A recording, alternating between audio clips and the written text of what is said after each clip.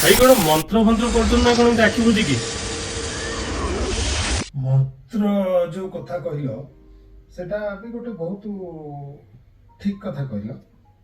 ମନ୍ତ୍ର ସୃଷ୍ଟି ହେଇଛି ଦେବତା ମାନଙ୍କ ଠାରୁ, ଆଉ ସେଇଟା ହଉଛି ଦେବ ଭାଷାରେ। ଦେବ ଭାଷା ମାନେ ସୃଷ୍ଟି ଗଠନ ପରେ କେବଳ ଦେବ ଭାଷା ଥିଲା ସଂସ୍କୃତ। ଆଜି ଜଣେ ଯଦି ସଂସ୍କୃତ ପଣ୍ଡିତଙ୍କୁ ବସେଇ ଦିଆଯାଏ, ସେ ତାକୁ ବ୍ୟାଖ୍ୟା କରିକି ତାରି ଭିତରୁ ହିନ୍ଦୀ, ଓଡ଼ିଆ, ଇଭିନ୍ ଇଂଲିଶ, ଉର୍ଦ୍ଦୁ ସବୁ ଭାଷା ବାହାର କରିଦେଇ ପାରିବେ, ଯୋଉଟାକି ଥରେ ଜଣେ ବିଜ୍ଞ ସଂସ୍କୃତ ପଣ୍ଡିତଙ୍କ ସହିତ ମୁଁ ଆଲୋଚନା କରିକି ଆଜି ପର୍ଯ୍ୟନ୍ତ ବି ସେ ପଣ୍ଡିତଙ୍କୁ ଭୁଲି ପାରୁନି। ସେ ଯେତେବେଳେ ସବୁ ଇଂରାଜୀ ଶବ୍ଦ 26ଟା ଅକ୍ଷରକୁ ନେଇକି, ଧରନ୍ତୁ ଗୋଟେ ୱାର୍ଡ ଆମେ ଇଂଲିଶରେ କହିବା, ସେ ତାକୁ କେମିତି ସଂସ୍କୃତରୁ ସୃଷ୍ଟି ହେଇଛି ସେ ୱାର୍ଡ ସେ ବାହାର କଲେ।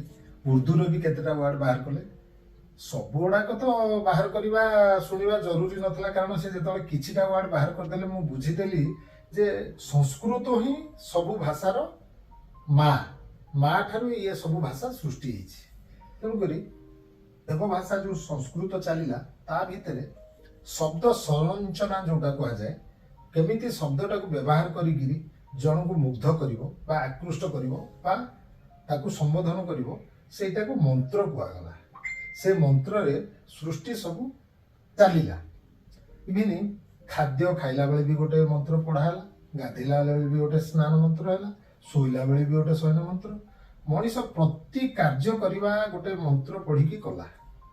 ସେଇଟା ଥିଲା ହିଁ ପ୍ରକୃତ ଯୁଗର ଚଳିବା ପାଇଁ ଗୋଟେ ମାଧ୍ୟମ। ବହୁତ ଦିନ ଚାଲିଲା ପରେ ଯେତେବେଳେ ଆସ୍ତେ ଆସ୍ତେ ଯୁଗର ବୟସ ବଢିଲା, ମଣିଷ ବି ଆଗକୁ ବଢିଲା, ସେ ସଂସ୍କୃତ ମନ୍ତ୍ରକୁ ତା ଦେହରୁ ଗୁଡ଼ାଏ ଭାଷା ବି ସୃଷ୍ଟି ହେଇଗଲା, ମଣିଷର ବି ଜାତି ସୃଷ୍ଟି ହେଇଗଲା, ସମ୍ପ୍ରଦାୟ ସୃଷ୍ଟି ହେଇଗଲା। ହେଇଯିବା ପରେ କ'ଣ ହେଲା, ମଣିଷ ଚାହିଁଲା ମୁଁ କିଛି ଜବରଦସ୍ତି କିଛି କାମ କରିବି। ଜବରଦସ୍ତି କିଛି କାମ କରିବାକୁ ଚାହିଁ ସେ ତାପରେ ଆରମ୍ଭ କଲା, ଏ ଦେବତା ମାନଙ୍କୁ ଯଦି ମୁଁ ସନ୍ତୁଷ୍ଟ କରିଦେଲି ବା ଜବରଦସ୍ତି କିଛି କାମ କରିଦେଲି, ତାହେଲେ ମୁଁ ଏଥିରେ ସଫଳ ହେଇଯିବି। ସେଥିପାଇଁ ମଣିଷ ସୃଷ୍ଟି କଲା ସେଇ ଦେବତା ମାନଙ୍କର ସଂସ୍କୃତ ଶବ୍ଦକୁ ନେଇକି ମନ୍ତ୍ର ଗୋଟେ ସୃଷ୍ଟି କଲା। ମନ୍ତ୍ର ପରେ ତନ୍ତ୍ର ସୃଷ୍ଟି ହେଲା, ଯୋଉଟା କି ଦେବତା ମାନେ ବାଧ୍ୟ ହେଇକି ମଣିଷର ଇଚ୍ଛା ଅନୁସାରେ କିଛି କାର୍ଯ୍ୟ କଲେ, କିନ୍ତୁ ତାହା ସୃଷ୍ଟିର ମଙ୍ଗଳ ପାଇଁ ନୁହେଁ, ବ୍ୟକ୍ତି ବିଶେଷର ମଙ୍ଗଳ ପାଇଁ ସେ କାର୍ଯ୍ୟ ହେଲା। ତାର ବହୁତ ଅପକାରିତା ରହିଲା, ଉପକାରିତା କମ୍ ରହିଲା।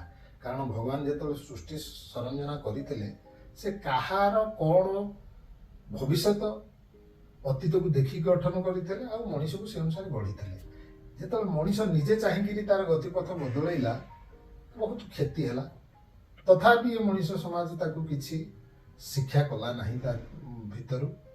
ପୁଣି ସେ ତନ୍ତ୍ର ପରେ ମଣିଷ ଦେଖିଲା ମନ୍ତ୍ରରେ ଦେବତାଙ୍କୁ ଆମେ ଆକୃଷ୍ଟ କରୁଥିଲୁ, ସନ୍ତୁଷ୍ଟ କରୁଥିଲୁ, ତନ୍ତ୍ରରେ ଦେବତାଙ୍କୁ ବାଧ୍ୟ କଲୁ, ତାପରେ ନିଜ ଇଚ୍ଛାରେ କିଛି କାର୍ଯ୍ୟ କରିବୁ।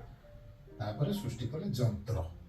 ଯନ୍ତ୍ର ଯେତେବେଳେ ସୃଷ୍ଟି କଲେ, ମଣିଷ ବି ନିଜେ ଗୋଟେ ଯନ୍ତ୍ର ଭଳିଆ ତା ଜୀବନକୁ ଆରମ୍ଭ କରିଦେଲା। ଗୋଟେ ଜୀବନ୍ତ ଯନ୍ତ୍ର, ଗୋଟେ ମୃତ ଯନ୍ତ୍ର। ମୃତ ଯନ୍ତ୍ର କ'ଣ, ତା ଭିତରେ ଜୀବନ ନାହିଁ, ମଣିଷ ତାକୁ କୌଣସି ଶକ୍ତି ଉତ୍ସରେ ଚଲେଇଲା, ଆଉ ଇଏ ନିଜେ ଯନ୍ତ୍ର, ଜୀବନ୍ତ ଯନ୍ତ୍ର ହେଇକି ତା ପଛରେ ଗୋଡ଼େଇଲା। ତେଣୁକରି ମନ୍ତ୍ର, ତନ୍ତ୍ର, ଯନ୍ତ୍ର ଇଏ ଯେତେବେଳେ ଆସ୍ତେ ଆସ୍ତେ ଆଗକୁ ବଢି ଚାଲିଲା, ମଣିଷ ସେତେବେଳକୁ ହିଂସ୍ର, କ୍ରୂର ହେଇଗଲା, ଆଉ ଅସହିଷ୍ଣୁ ହେଇଗଲା, ଆଉ ବହୁତ ଖଳ ପ୍ରକୃତିର ହେଇଗଲା। ତାପରେ ମଣିଷ ଆରମ୍ଭ କରିଦେଲା ଷଡ଼ଯନ୍ତ୍ର। ସେ ଷଡ଼ଯନ୍ତ୍ରର ଦୁନିଆ ଭିତରେ ପ୍ରତିଟି ମଣିଷ ଛନ୍ଦି ହେଇଯାଇଛି। ଘରେ ଘରେ ଷଡ଼ଯନ୍ତ୍ର, ସ୍ୱାମୀ ସ୍ତ୍ରୀରେ ଷଡ଼ଯନ୍ତ୍ର, ବାପ ପୁଅରେ ଷଡ଼ଯନ୍ତ୍ର, ଭାଇ ଭାଇରେ ଷଡ଼ଯନ୍ତ୍ର, ଦେଶ ଦେଶ ମଧ୍ୟରେ ଷଡ଼ଯନ୍ତ୍ର, ଗାଁ ଗାଁ ମଧ୍ୟରେ ଷଡ଼ଯନ୍ତ୍ର।